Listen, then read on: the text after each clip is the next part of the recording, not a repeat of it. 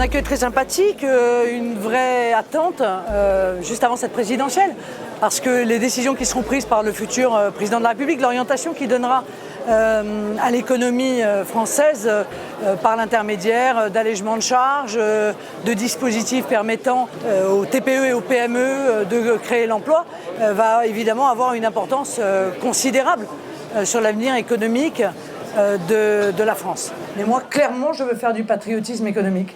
Que la nationalité de l'entreprise et donc la préservation de l'emploi national fasse partie des critères autorisés pour pouvoir choisir une entreprise. L'État n'est pas là, encore une fois, pour faire le travail des entreprises et l'État n'est pas là pour créer l'emploi. Ce sont les entreprises qui créent l'emploi. J'entends souvent des responsables politiques dire « j'ai créé tant d'emplois dans ma région ». Non, tu n'as rien créé du tout. Ce sont les entreprises qui créent. Et ce qu'il faut, c'est que l'État leur mette en place un environnement qui soit un environnement favorable. Nous sommes un pays d'entrepreneurs, nous sommes un pays d'indépendants. C'est la structure de notre économie. Les indépendants, les TPE-PME, c'est important.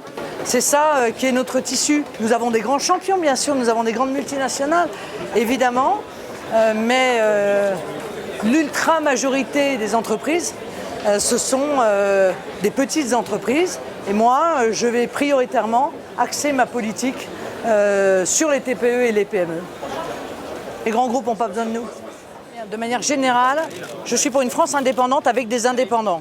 Voilà, s'il n'y a plus d'indépendants, il n'y a plus de France indépendante. Donc je suis extrêmement attachée au statut des indépendants. Je remarque d'ailleurs qu'ils sont, et ça c'est moi qui assume mon propos, victimes de manière générale d'une attaque quasi organisée depuis des années qui vise secteur après secteur à les faire disparaître. Voilà, que ce soit les pharmacies indépendantes, les mutuelles, les petites mutuelles de proximité, que ce soit les taxis indépendants, que ce soit les notaires, etc., au bénéfice de réseaux, de grandes structures. Et donc je m'oppose par la politique et par le projet que je mets en œuvre contre cela. Sur le RSI, moi ce que j'aime c'est le choix. Parfois il n'y en a pas, hein, il n'y a pas de choix. Là je pense qu'il faut qu'il y ait un choix.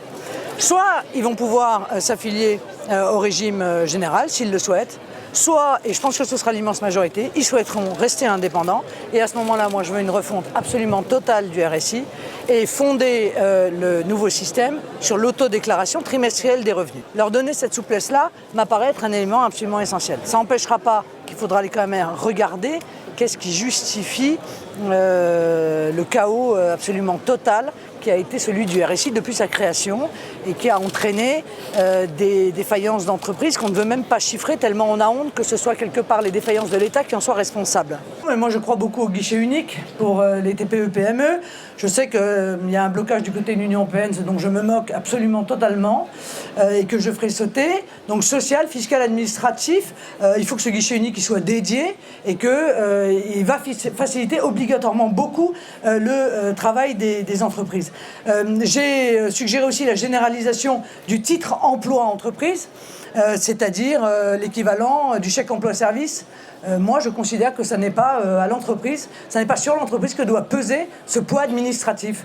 C'est l'État qui recueille les charges, c'est à lui de faire les calculs. Avenir économique, avenir en matière d'emploi, et puis évidemment, avenir macroéconomique.